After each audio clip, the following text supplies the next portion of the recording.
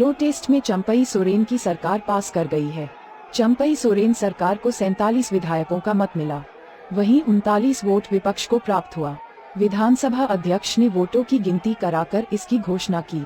साथ ही मंगलवार तक के लिए विधानसभा को स्थगित कर दिया गया। विधानसभा में पूर्व मुख्यमंत्री हेमंत सोरेन भी ईडी की सुरक्षा में विधानसभा आए। उन्होंने कहा कि जो आरोप उन पर लगाया गया है वह बिल्कुल गलत है, निराधार है। अगर उनके नाम पर जिस जमीन का जिक्र किया जा रहा है प्रमाणित कर दिया गया है तो वह राजनीति ही नहीं, झारखंड भी छोड़ देंगे।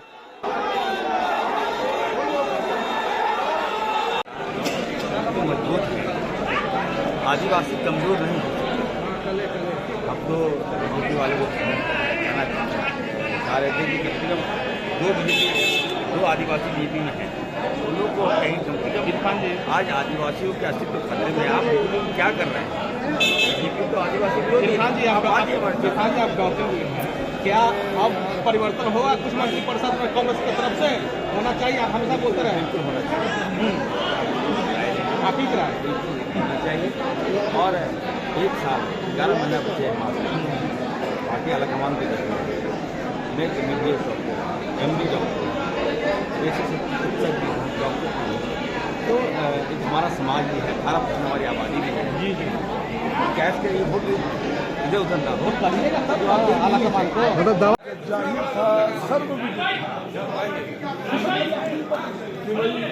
गठबंधन की सरकार कर दिया है। आज उनका जो अश्वमेध का घोड़ा था उसको रोकने का काम किया है झारखंड के लोगों ने, झारखंड के प्रतिनिधियों ने, विधायकों ने। देखिए, जीत नहीं, ये लोकतंत्र की जीत है, हमारी जीत नहीं है। और हम लोगों ने लोकतंत्र के साथ काम किया है, संविधान का हमने सम्मान किया है। और जो लोग पिछले दरवाजे से सत्ता को कुचलना चाहते थे, जनता का जो जनादेश है उसको पांव तले कुचलना चाहते थे, उनके मुंह पर करारा तमाचा आज दिया है यहाँ के लोगों ने, यहाँ के जनप्रतिनिधियों ने।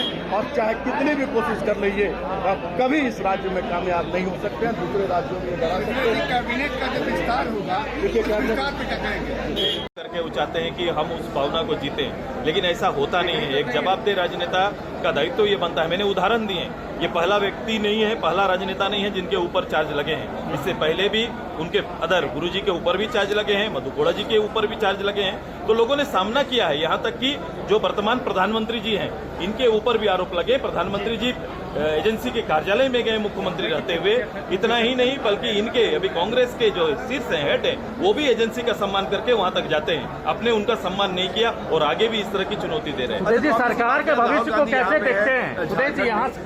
ये एक बहुत पुरानी प्रथा है कि इलीगल माइनिंग कहते हैं उसको, उनके साथ तस्वीर खिंचाई। नहीं, अभी ये तस्वीर मैंने देखा और मेरे मन में यही विषय आया था। ये एक इस तरह की परंपरा रही है, इस तरह से लोग अपना आजीविका का पालन करते हैं और कभी कभी कानून, सरकार इस सब चीजों को अनदेखा करता है। लेकिन एक देश के शीर्ष नेता इस बात को लेकर कि मैं लेबर के चॉइस में आ गया, मैं इतना बोझ उठा सकता हूं, लेकिन ध्यान रखना चाहिए वो लीगल माइंड का नहीं है। इलीगल चीजों को बढ़ावा देना अब इसके 2-3 उसका जवाब दीजिए। और जो यहाँ आप दावा कर रहे हैं वो एजेंसियों और कोर्ट के माध्यम से उसका लेकर के आइए। सर, अब इसके आगे क्या लोकसभा चुनाव को लेकर अब क्या? देखिए, पूर्ण बहुमत की सरकार भारतीय जनता पार्टी के नेतृत्व में मिलेगी, ये जान के रखिए। देश और झारखंड का भी मिजाज बदल गया।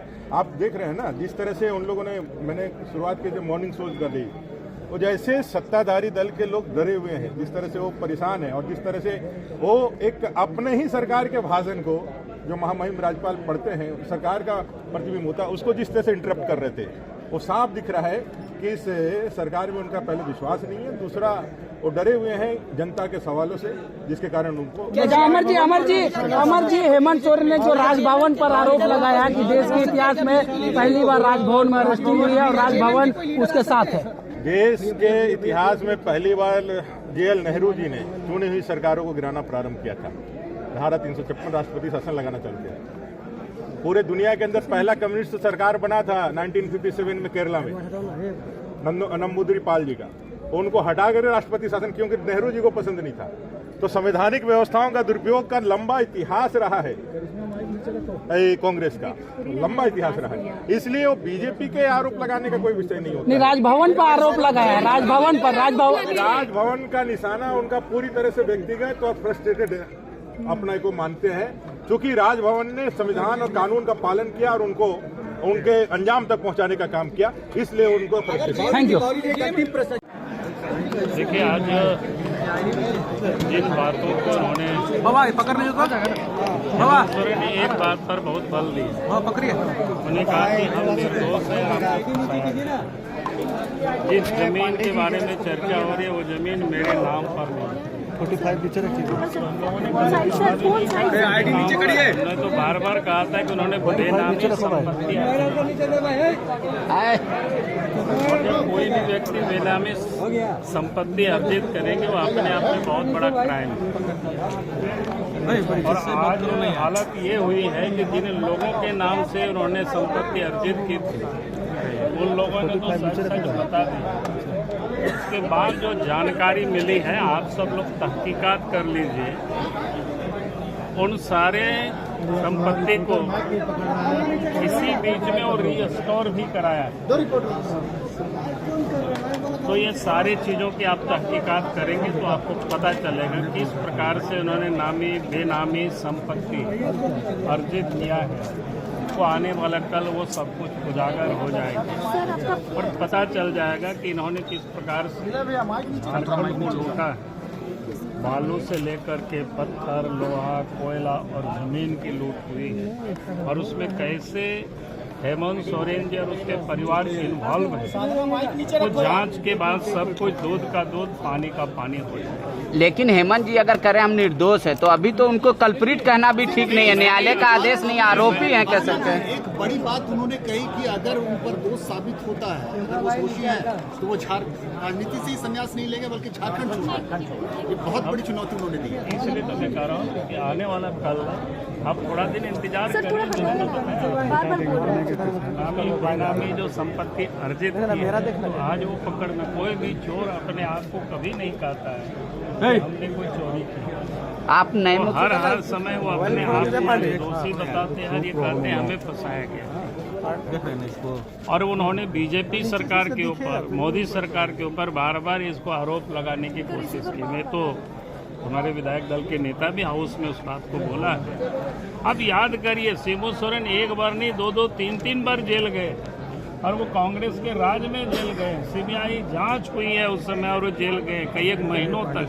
तिहाड़ जेल में भी रहा है, दुमका के जेल में भी रहा है, वो किसी से छुपा हुआ नहीं। और इसीलिए ये कहना कि भाई हमें फंसाया जा रहा है, जब कोई गड़बड़ करता है तो उसका दंड तो उनको मिलता ही है और उसको भोगना ही पड़ता है। फिर उसी कांग्रेस ने ही मधु कोड़ा की सरकार को भी, मधु कोड़ा को भी जेल भेजा है, वो किसी से वो भी छुपा हुआ नहीं है। तो इसलिए इस प्रकार की जो बार बार कहना कि भाई बीजेपी तंग कर रही है, जांच एजेंसी को लगा रखे है, सच तो यह है कि अगर आप गड़बड़ करेंगे तो जांच एजेंसी का तो काम ही है जांच करना, और इसीलिए उन लोगों ने जो जांच कर रहे हैं, और इसीलिए हेमंत सोरेन जी बार बार भाग रहे हैं, कभी हाई कोर्ट, कभी सुप्रीम कोर्ट, और कभी जनता कभी वो डर दिखाते हैं, धमकी देते हैं। आज भी विधानसभा में उन्होंने उसी लहजे में अपने भाषण दिया, जिस प्रकार से लग रहा था चोरी भी कर रहे हैं और ये व्यक्ति सीना चोरी भी कर रहे हैं। तो राज्य की जनता अच्छी तरह से इनको 4 वर्षों में समझ चुका है, इनको पहचान चुका है, उनका चरित्र क्या है, वो क्या करना चाहते हैं। वो लूटेंगे और कोई बोलेगा भी नहीं, ऐसा तो नहीं हो सकता। नई सरकार को, नए सीएम को कोई एडवाइस देना चाहेंगे आप? नहीं, आदिवासी और गैर आदिवासी यहाँ सवाल नहीं होता है। कोई भी मुख्यमंत्री अगर गड़बड़ करेगा तो उसको अंदर जाना ही पड़ेगा। बगल में लालू यादव थे, कहाँ उन्होंने कार्यकाल पूरा किया था, उनको भी त्याग पत्र देना पड़ा था, बेओर जेल जाना पड़ा था। आज उन्हीं के साथी है सहयोगी दल के वो लीडर, उस समय केंद्र में भी उन्हीं के दल की सरकार, उन्हीं लोगों ने मिलकर के प्रधानमंत्री भी देश का बनाया था, लेकिन उस समय उनको त्याग पत्र देना पड़ा। तो आदिवासी नहीं थे। इसीलिए ये कहना बार बार कि आदिवासी मुख्यमंत्री है इसलिए परेशान किया जा रहा है, भाई आदिवासी मुख्यमंत्री को लूटने की इजाजत तो नहीं दी। नए सीएम को कोई सुझाव होगा आपका? विपक्ष का कोई सुझाव होगा नए सीएम को? देखिए, मैंने तो बार बार कहा है कि झारखंड को अपराधियों से, भ्रष्टाचारियों से, दलाल और बिचौलियों से और भ्रष्ट अफसरों से झारखंड को उनको मुक्त करना चाहिए। अगर वो मुक्त नहीं करेंगे और उन्हीं लोगों के साथ मिल करके भी काम करेंगे तो इनका भी वही हक है। सर एक आखिरी सवाल सर, अमित यादव निर्दलीय विधायक आपके कार्यक्रम में दिखते थे, आज सदन में नहीं रहे, क्या मानेंगे? दिल्ली गए हुए थे पूर्व से और ये सब तो अचानक अब हो रहा है। हो गया